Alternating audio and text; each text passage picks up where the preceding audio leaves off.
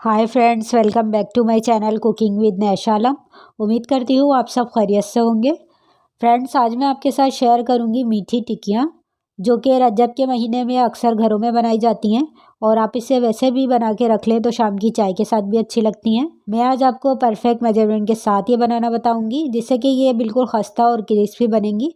तो वीडियो को आपने बिना स्किप किए तवज्जो से देखना है, ताकि आपसे भी पहली दफ़ा में ये बिल्कुल परफेक्ट बन सकें। तो चले फिर मीठी टिकिया की रेसिपी को बनाना स्टार्ट करते हैं। टिकिया बनाने के लिए पहले हम इसकी डो तैयार करेंगे।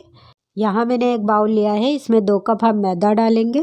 फिर इसमें 1 कप चीनी ऐड करेंगे। मैंने पिसी हुई चीनी का इस्तेमाल किया है। फिर आधा कप सूजी ऐड करें और 1/4 कप मिल्क पाउडर शामिल करेंगे। 2 से 3 टेबल स्पून पिसा हुआ खोपरा लिया है। 2 से 3 टेबल स्पून तिल डालेंगे।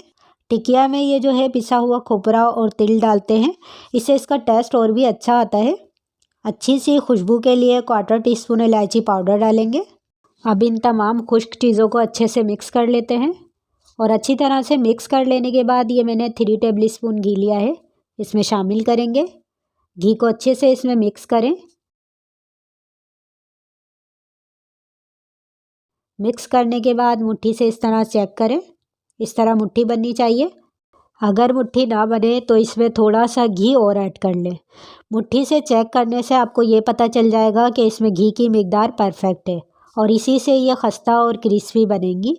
अब ये मैंने आधा कप पानी लिया है, थोड़ा थोड़ा पानी शामिल करके इसे गूंद लेंगे और पानी की जगह आप इसे दूध से भी गूंद सकते हैं। इसकी जो डो बनानी है वो सॉफ्ट नहीं गूंदना है, थोड़ी हार्ड होती है। पानी डाल के सारा एक जगह इकट्ठा कर लिया है। इसमें आधा कप से थोड़ा ऊपर पानी गया है। अब हाथ से इस तरह से बंच लगाते हुए अच्छी तरह से इसे गूंद लें और हाथ से गूंदते हुए आपको अंदाज़ा हो रहा होगा ये कितना हार्ड है।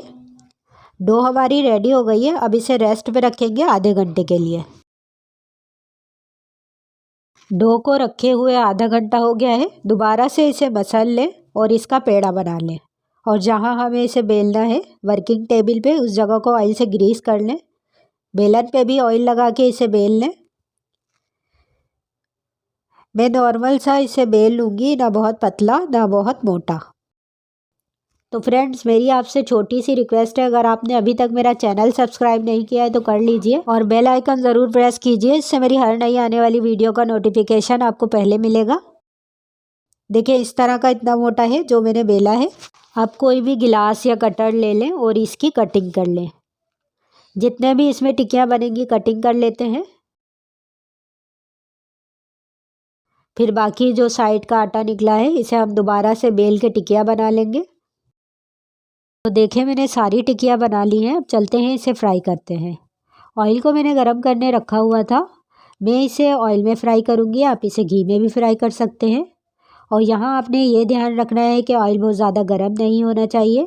ऑयल मीडियम फ्लेम पे गरम करके टिक्कियाँ डालेंगे और फिर मीडियम लो हीट कर देंगे और हल्की आंच पे इसे पकाएंगे, ताकि ये खस्ता और क्रिस्पी भी बनेंगी और अंदर तक अच्छी तरह से पक जाएंगी। और अगर आप तेज़ आंच पे इसे पकाएंगे, ऊपर से तो इनका कलर चेंज हो जाएगा पर अंदर से ये कच्ची होंगी, जो कि खाने में भी अच्छी नहीं लगेंगी। अगर आप चाहते हैं कि आपकी टिक्कियाँ खस्ता और क्रिस्पी बने तो मेरी ये टिप आपने ध्यान में रखना है कि इसे फ्राई करते वक्त गैस का फ्लेम मीडियम लो पे रखेंगे और पलट पलट के पकाते हुए तकरीबन 4 से 5 मिनट लग जाएंगे। और हाँ, जब आप इसे पलटेंगे तो ये बहुत सॉफ्ट लगेगी। आपने परेशान नहीं होना है, आराम से पलट पलट के फ्राई करते रहें और जब ये इस तरह की गोल्डन हो जाए तो निकाल लेंगे। और पक जाने के बाद जब आप इसे निकालेंगे तो तब भी ये सॉफ्ट लगेगी, पर कुछ देर रखने के बाद जब ये ठंडी होंगी तो ये अच्छी खस्ता क्रिस्पी हो जाएगी। और इस तरह हम दूसरे बैच की भी फ्राई कर लेते हैं। अगर बिलफर्ज ये ऑयल में जाके बिखरने लगे तो आपने घबराना नहीं है, इसमें मैदा और मिला के इसे गूंद लें, ये ठीक हो जाएंगी। मैंने सारी टिक्कियाँ फ्राई कर ली हैं। बहुत ही खस्ता और क्रिस्पी ये टिक्कियाँ बनी हैं, आप देख सकते हैं। आप लोग भी इसे बना के किसी एयर टाइट जार में रूम टेम्परेचर पे रखें। 1 से 2 माह सेव करके एंजॉय कर सकते हैं, ये ख़राब नहीं होंगी। मुझे दुआ में याद रखिएगा। हम फिर मिलेंगे नेक्स्ट वीडियो में एक और नई रेसिपी के साथ। अपना ख्याल रखिएगा। अल्लाह हाफिज़।